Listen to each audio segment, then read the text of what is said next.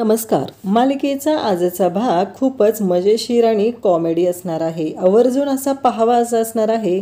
खूपच मस्त अशी कॉमेडी ते आपल्याला संगीता आणि सर्किटची पाहायला मिळणार आहे आणि त्याहीपेक्षा अद्वैत आणि कलाचीही. संगीता आणि सर्किट हे दोघं जण आता कला अद्वैतला एकत्र आणण्यासाठी चोर बनून कलाच्या रूममध्ये गेलेले आहेत आणि जेव्हा ते चोर बनून कलाच्या रूममध्ये जातात तेव्हा तिथे त्यांनी कसा गोंधळ घातलेला आहे हे सगळं आपल्याला आजच्या या व्हिडिओमध्ये पाहायला मिळणार आहे. त्यासाठी हा व्हिडिओ शेवटपर्यंत पहा. परंतु संगीताच्या बोलण्यातून कलाला जाणवणार आहे की ही तर आपली आई तर नाही आहे ना, मग कोण आहे ही आणि ही अशी मजेशीर का बोलत आहे हा प्रश्न कलालाही पडणार आहे. आणि त्याचबरोबर कलाच्या बाबतीत आता संगीता जो काही गोंधळ घालणार आहे परंतु तिथे आणखी एक राडा होणार आहे, तो म्हणजे नैनाला काही करून ते पैसे हवे आहेत, तो हार चोरायचा आहे. यासाठी नैना आता हार चोरण्यासाठी कला आणि अद्वैत यांच्या रूममध्ये येणार आहे आणि जेव्हा तिला कळणार आहे की अरे बापरे इथे तर चोर घुसलेले आहेत, मग या संधीचा फायदा आपण घ्यायचा आहे असा विचार ती करणार आहे. आणि त्याच वेळेस जेव्हा ती असा सगळा विचार करणार आहे तेव्हा तिने जाऊन लाईट ऑफ करणार आहे आणि तिने लाईट ऑफ केल्यामुळं जो गोंधळ होणार आहे त्या गोंधळामुळं खूपच मोठा राडा होणार आहे. पण तो हार कोण चोरणार ही मात्र गोष्ट नक्कीच गुलदस्त्यात राहिलेली आहे. कारण इकडे जो मोठा प्लॅन केलेला आहे तो सरोजने केलेला आहे. सरोजचं असं म्हणणं आहे की काहीही झालं तरी तिला मोठ्या गोंधळात मोठ्या प्रॉब्लेममध्ये अडकवायचं आहे आणि तरच हे सगळं व्यवस्थित होणार आहे आणि मगच मी माझ्या अद्वैतला व्यवस्थित सुखरूप बाहेर काढू शकते. आता छोट्या मोठ्या गोष्टी करण्यामध्ये मला अजिबात इंटरेस्ट नाही असं सरोजने ठरवलेलं आहे. आता नक्की सरोज काय करणार आहे आणि या सगळ्या गोष्टींचा उलगडा कसा होणार हे आपल्याला या व्हिडिओमध्ये पाहायला मिळणार आहे. त्यासाठी हा व्हिडिओ शेवटपर्यंत पहा. इकडे संगीता आता झोपायला निघालेली असते परंतु तिला आवाज येतो तो म्हणजे कलाच्या रूममधून आणि कला आणि अद्वैत दोघंही तिथे भांडत असतात. तेव्हा संगीताचं असं म्हणणं असतं कधीही दोन माणसं प्रेमाने वागणार आहेत की नाहीत, प्रत्येक वेळेस फक्त आणि फक्त ही दोघं जण भांडतच असतात, यांना शांतपणे राहताच येत नाही हे संगीता बोलत असते. संगीताचं असं म्हणणं असतं की आता यांना एकत्र आणण्यासाठी मलाच काहीतरी करावं लागणार आहे हे संगीता बोलत असते. तेव्हा अद्वैत आणि कला एकमेकांशी भांडत असतात. त्यांना काहीही कारण लागत नसतं. कला मुद्दामच मोठ्याने पाणी पिऊन गुळणा करत असते. त्याचा त्रास अद्वैतला होत असतो. मोठ्याने शिंकरत असते आणि परत अद्वैतवरती चोरडून जाते की तुझं जे काय चाललं आहे ना चांदेकर ते बस कर, आता मला ना वैताग आला या सगळ्या गोष्टींचा, माझा शांत आहे तोपर्यंत मी शांत आहे, एकदा का माझा पारा चढला तर मग मात्र मी कोणाचं ऐकून घेणार नाही असं कला अद्वैतला बोलत असते. त्याचवेळी संगीता मात्र या दोघांची भांडणं पाहत असते. तिला ना कळतच नसतं की या दोघांना कसं समजवायचं आहे, कशा पद्धतीने यांना हँडल करायचं आहे या गोष्टींचा विचार संगीता करत असते. परंतु संगीताच्या ही डोक्याच्या बाहेरची ही केस होऊन बसलेली असते. संगीताला ही कळत नसतं की याच्यावर मार्ग कसा काढायचा आहे, कारण ही दोघं ऐकण्याच्या पलीकडे गेलेली असतात. आणि अद्वैत आणि कला यांचं भांडण हे सुरूच असतं. कला अद्वैतला दम देत असते, जर माझं टाळकं फिरलं तर मी शांत राहणार नाही. मग संगीताचा आता याच्यावरती मार्ग काढायचं ठरवते आणि संगीता म्हणते की आता मला काहीतरी मलाच केलं पाहिजे असं म्हणत संगीता विचार करू लागते. इकडे कला आणि अद्वैत दोघंही झोपायची तयारी करत असतात. कलाचं असं म्हणणं असतं की शांत झोपायचं आहेस, काही बडबड करायची नाही आणि मला त्रास द्यायचा नाहीस. इकडे रोहिणीला आत्ता कळलेलं असतं की तो जो सोन्याचा हार आहे तो कलाकडे देण्यात आलेला आहे आणि रोहिणी रागाने सरोजच्या रूममध्ये आलेली असते. सरोज काम करत बसलेली असते. रोहिणी येते आणि म्हणते सरोज वहिनी मला आत्ता कळले म्हणून मी धावत तुझ्याकडे आलेली आहे. तू एवढा मोठा भागाचा हार अद्वैतकडे दिलेला होता, अद्वैतने तो हार त्या मुलीकडे दिलेला आहे, कलाकडे दिलेला आहे, म्हणूनच मी तुझ्याकडे आलेली आहे असं ती सांगत असते. आणि त्याच वेळी आपल्याला पाहायला मिळतं की हे सगळं जेव्हा सुरू असतं तेव्हा मात्र इकडे अद्वैत आणि कला या दोघांचेही भांडण सुरूच असतं.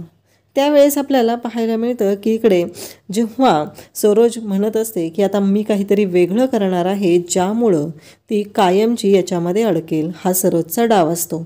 त्याचबरोबर आपल्याला पाहायला मिळतं की नैना हे राहुल आणि नैना दोघंही असतात. नैना म्हणत असते राहुल राहू दे ना, ते दे माझ्याकडे, मी बघते. राहुल म्हणतो की प्रेग्नन्सी रिपोर्ट आहेत ना. तेव्हा नैना म्हणते की हो. मग तिचं म्हणणं असतं की राहुल ते दे ना माझ्याकडे. पण राहुल काही ऐकायला तयार नसतो. नैनाला म्हणत असतो की आपल्याच बाळाचे आहेत ना, बघू दे ना मला. तेव्हा नैना म्हणत असते अरे असू दे, मला सांग, तू जा फ्रेश होऊन ये जा आधी, मी तुझ्यासाठी छान बदामाचं दूध बनवून आणते. तू व्यवस्थित जेवला नाहीस ना. तेव्हा मात्र राहुल म्हणत असतो अगं मी जेवले व्यवस्थित, मला काहीच प्रॉब्लेम नाही आहे. हे सगळं जेव्हा घडत असतं तेव्हा मात्र इकडे राहुलचं असं म्हणणं असतं की मला नाही गरज. परंतु नैना मात्र त्याला जबरदस्ती म्हणत असते की जा ना, तू जा पटकन फ्रेश होऊन ये, मी तुझ्यासाठी दूध घेऊन येते. आणि नैना किचनमध्ये आलेली असते. नैनाला किचनमध्ये आलेलं पाहून संगीताला मात्र धक्का बसतो. संगीता म्हणते तू इथे. तेव्हा ती म्हणते की अगं मला राहुलसाठी दूध बनवायचं आहे म्हणून आलेली आहे. तेव्हा संगीता म्हणते की ह्या नैनीला सगळं कळलेलं आहे, पण कलीला मात्र अजूनपर्यंत काहीही कळत नाही आणि ती मात्र तिच्याच ह्याच्यात राहत आहे. तिला कळतच नाही आहे की नवऱ्याची काळजी कशी घ्यायची आहे. आणि मग संगीता नैनाला 4 गोष्टी सांगते. अशीच घरातल्यांची नवऱ्याची काळजी घ्यायची म्हणजे ते सुख आपल्या नशिबात येतं. त्यानंतर आता संगीता म्हणते की काही करून या कलाला आणि अद्वैतला एकत्र आणण्यासाठी मलाच काहीतरी केलं पाहिजे असं म्हणत ती सर्किटकडे जाऊ लागते. मग ती रॉकेटकडे जाऊ लागते. परंतु रॉकेट मात्र ऐकायला तयार नसतो. रॉकेट म्हणत असतो काही झालं तरी मी मात्र त्या दोघांच्या भांडणाच्या बाबतीत माझ्या कानाला खडा लावलेला आहे. त्यांच्या दोघांच्या भांडणामध्ये जो पडेल त्याची मात्र वाट लागणार आहे, एवढं लक्षात ठेव. अगं मावशी असं काही नको करायला असं म्हणत तो इकडे संगीताला समजावत असतो, संगीताला सांगत असतो आणि म्हणत असतो की काहीही झालं तरी आपण त्यांच्यामध्ये पडायचं नाही, एवढं लक्षात ठेव. संगीता म्हणत असते काय चाललं रॉकेट तुझं हे, आणि तू ऐकत का नाही आहेस माझं. रॉकेट मात्र ऐकायला तयार नसतो. रॉकेटचं म्हणणं असतं की नाही मला नाही जमणार ते. तेव्हा संगीता म्हणते की मी बघ काय करते तुझं, तुला जमणार नाही म्हणतोस ना, मग बघ काय होईल तुझं. असं म्हणत रॉकेटलाच दम देऊ लागते. रॉकेट मात्र म्हणत असतो की अगं असं नको करू ना मावशी.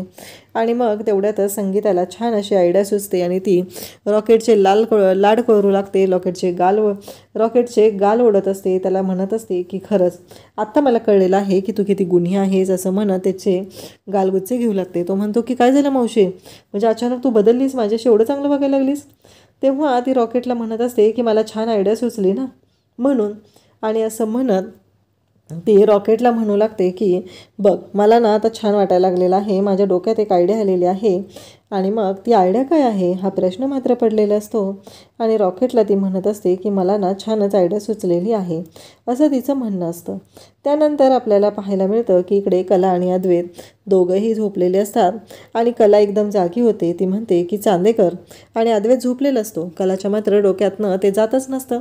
तिनं म्हणत असते की आता चांदेकरला उठूया आणि लाईट बंद करायला हव्या. ही कलाची खरं तर खोडील गोष्ट असते. कलाने असं करायची काही गरज नसते. तो झोपलाय ना तर त्याला शांतपणे झोपू द्यावं ना.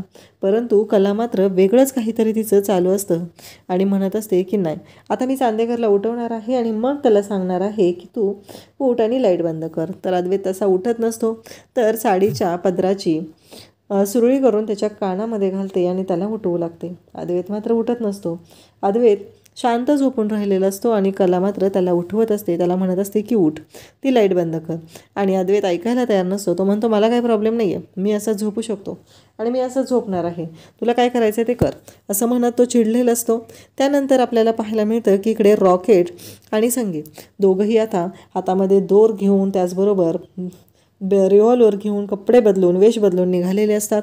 आणि त्या दोघांनीही ठरवलेलं आहे की कला अद्वैतची चांगलीच मजा घ्यायची आहे आणि कला अद्वैतला एकत्र आणायचं आहे. आणि हे सगळं त्याचबरोबर हे सगळं करायला ते दोघंजण आता कला अद्वैतच्या रूममध्ये निघालेले असतात. आणि इकडे नैना मात्र विचार करत असते हा राहुल अजून का झोपत नाही आहे. आणि तो गेम खेळत असतो आणि गेममध्येच बोलत असतो की जा जा जा.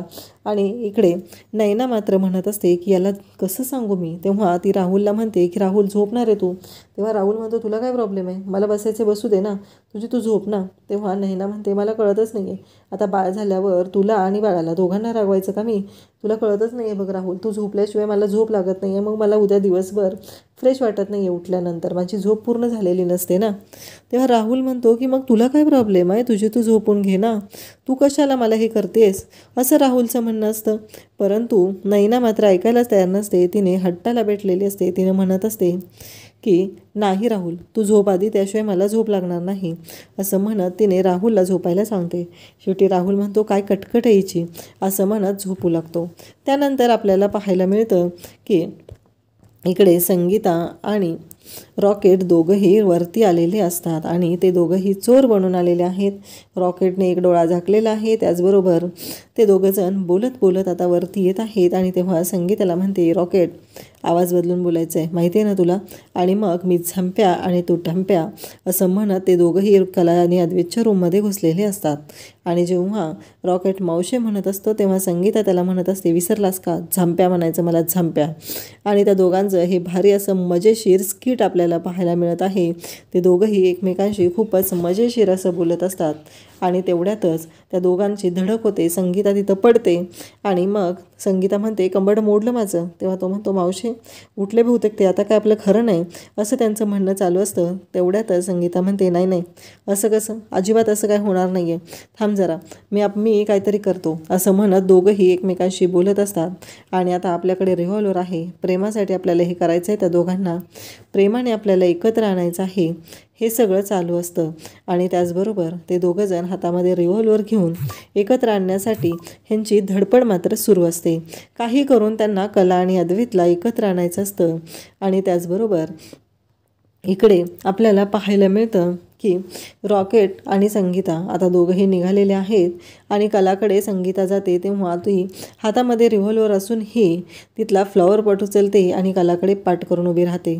आणि त्याच वेळेस इकडे अद्वैत ही जागा झालेला असतो. अद्वैतने रॉकेटला पकडलेलं असतं, परंतु रॉकेटने त्याच्या हातातली जी बंदूक आहे ती आता दाखवल्यामुळं आणि इकडे कलाला पकडलेलं आहे हे झंप्याने सांगितल्यामुळं अद्वैत मात्र घाबरतो. आणि अद्वैत म्हणतो की खरेला सोडवण्यासाठी आपल्याला काहीतरी करायला पाहिजे. आणि इकडे आता संगीताने हातामध्ये रिव्हॉल्वर पकडलेले आहे आणि ती बंदूक रोखून या दोघांकडे पाहत आहे आणि डोळे बंद केलेले आहेत. तिच्याकडून चुकून वेगवेगळे शब्द बाहेर पडत असतात.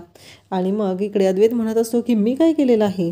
तेव्हा मात्र इकडे झंप्या हे बघ असं म्हणत रॉकेट त्याला दाखवत असतो की हे बघ काय झालेलं आहे ते. आणि मग रॉकेट आणि संगीता दोघं मिळून कला अद्वैत वळकडे रिव्हॉल्वर रोखतात आणि सांगतात की हात मागे घ्यायचे. तेव्हा अद्वैत म्हणतो हँड्स अप असतं ना, म्हणून हात वरती केलेले आहेत. तेव्हा ते दोघंही सांगतात की नाही, अजिबात नाही, हात मागे घ्यायचा म्हणजे मागे घ्यायचा. आता कलाचे हात बांधले जात असतात आणि इकडे संगीताने रिव्हॉल्वर, एक मिनटं तुझ्याकडे राहू दे असं म्हणत कलाच्या मांडीवरती रिव्हॉल्वर ठेवलेली असते आणि कलाचे हात बांधायला घेतलेले असतात. इकडे रॉकेट हात मागे करायला सांगत असतो. तेव्हा मात्र अद्वैत हात मागे म्हणजे इकडे रॉकेटच्या पाठीमागे धरतो. तेव्हा रॉकेट म्हणतो की माझ्या नाही, स्वतःच्या. आणि ती रिव्हॉल्वर जी असते ती अद्वैतच्या हातात दिलेली असते आणि रॉकेट त्याचा हात बांधत असतो. आणि त्यानंतर आपल्याला पाहायला मिळतं की अद्वैतचे हात बांधले जात असतात. अद्वैतला कळत नसतं की हे सगळं काय होत आहे. आणि इकडे ह्या दोघांची मस्ती मात्र सुरूच असते. कला आणि अद्वैत या दोघांना बांधून ठेवायचं आहे आणि या दोघांना बांधून त्यानंतर त्यांना एकत्र बांधायचं आहे आणि मग त्यांना एकत्र डान्स करायला लावायचा आहे. हा या दोघांचा प्लॅन असतो. आणि हे दोघंजण हसत असतात, खिदळत असतात. मस्त मजेशीर अशी कॉमेडी आपल्याला पाहायला मिळत असते. कला अद्वैतचे हात बांधलेले असतात आणि मग इकडे संगी मात्र तिच्या गालावर लावलेली जी मोठी चामखीळ आहे ती चामखीळ दाखवत असते आणि म्हणत असते, बघितलं का हे काय आहे माझ्याकडे. आणि असं म्हणत वेड्यासारखंच काही पण ती बोलत असते. आणि त्यानंतर आपल्याला पाहायला मिळतं की आता या दोघांना बांधलेलं आहे आणि या दोघांना बांधून एकत्र ठेवलेलं आहे. तेव्हा मात्र इथे सगळ्यांनाच आता धक्का बसणार असतो. कला आणि अद्वैत एकमेकांशी भांडायला सुरुवात करतात. ते म्हणू लागतात की काय चाललंय चांदेकर, तू काय करतोयस, असं कला अद्वैतला म्हणत असते. तेव्हा अद्वैत म्हणत असतो, काय करू मी, माझं काय झालंय बघितलंस ना, मलाही त्यांनी बांधून ठेवलेलं आहे आणि तुझं काय चाललंय, तू माझ्यावर काय ओरडते, तू बघ ना काय करायचं आहे ते. हे दोघंजण भांडत असतात. तेव्हा रॉकेट त्या दोघांना आता खेचत खेचत एकत्र घेऊन येतो. इकडे संगीताने बंदूक पकडलेली असते आणि कलाला म्हणत असते की चला. आणि त्या दोघांना एकत्र आणलं जात असतं आणि आता त्यांना एकत्र बांधून ठेवायचं असतं. तेव्हा संगीतामध्येच म्हणत असते की अद्वैतराव. आणि त्यानंतर पुन्हा ती थांबत असते आणि ती म्हणत असते की हे काय. आणि असं तिचं बोलणं चालू असतं, म्हणजे कळतच नसतं की ती नक्की कशा पद्धतीनं बोलत आहे हे तिचं चालू झालेलं असतं. त्यानंतर आपल्याला पाहायला मिळतं की त्या दोघांना एकत्र आणलं जातं आणि त्या दोघांना आता एकत्र आणण्याचा डाव हा संगीताचा असतो त्या दोघांना ढकलत एकत्र आणलं जातं आणि त्या दोघांना आता बांधलं जात असतं। तेव्हा कला म्हणत असते, चांदेकर काहीतरी कर ना। आणि अद्वैत इकडे म्हणत असतो, हे बघ माझ्या हातात रिव्हॉल्वर आहे। आणि मग इकडे अद्वैतची रिव्हॉल्वर ही स्वतःकडेच रोखून धरलेली असते। आणि तेव्हा मात्र इकडे आपल्याला पाहायला मिळतं की तिथे लगेचच रॉकेट असतो, तो म्हणत असतो की नाही, काय उपयोग नाही आहे, निशाणा चुकीच्या ठिकाणी लागणार आहे आणि त्याच्यामध्ये तुमचाच बार ओढणार आहे, गोळी नको त्या ठिकाणी घुसली जाणार आहे, हे रॉकेट बोलत असतो।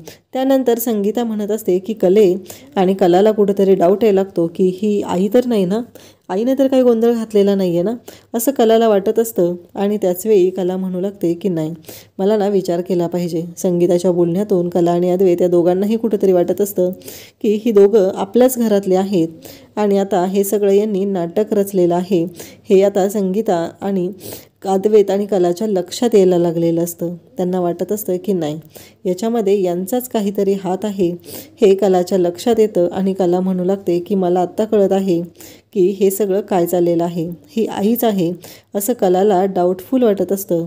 आणि कला म्हणत असते की नाही, मला आता काहीतरी केलं पाहिजे, असं कलाच्या डोक्यात सुरू झालेलं असतं।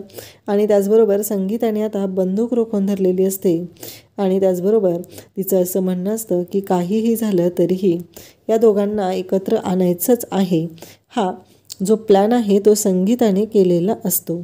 त्यानंतर आपल्याला पाहायला मिळतं की संगीताला विचारलं जातं की तुम्ही हे सगळं कशासाठी करताय। तेव्हा संगीता सांगत असते की आम्ही हे सगळं प्रेमाने एकत्र आणण्यासाठी करत आहे। आणि तेव्हा मात्र इकडे अद्वैत आणि कलाला चांगलाच डाऊट येऊ लागतो। त्यांच्या लक्षात येतं की हे कोणतरी वेगळेच आहेत, कारण हे तर चोर नाहीत, ही गोष्ट मात्र त्यांच्या चांगलीच लक्षात आलेली असते। त्यानंतर आपल्याला पाहायला मिळतं की रॉकेट आणि संगीता त्या दोघांकडे पाहत आहेत, त्या दोघांशी बोलत आहेत। आणि इकडे कलाला कुठेतरी राहून वाटत आहे की नाही, ही तर आईच आहे। आणि कला त्या दोघांकडे पाहत आहे। त्यानंतर आता नैना जाऊन लाईट बंद करते आणि नैना विचार करू लागते की काही झालं तरी आता मला हा हार चोरायचा आहे। आणि लाईट बंद होतात आणि सगळ्यांनाच धक्का बसतो। कला अद्वैतला बांधून ठेवलेलं असतं। आता नैनाने हार चोरण्यासाठी हा सगळा प्लॅन केलेला आहे, पण हा प्लॅन तिच्या कसा अंगलट येणार हे आपल्याला पुढे पाहायला मिळणार आहे। अशाच अपडेटसाठी चॅनलला सबस्क्राईब करा। थँक्यू।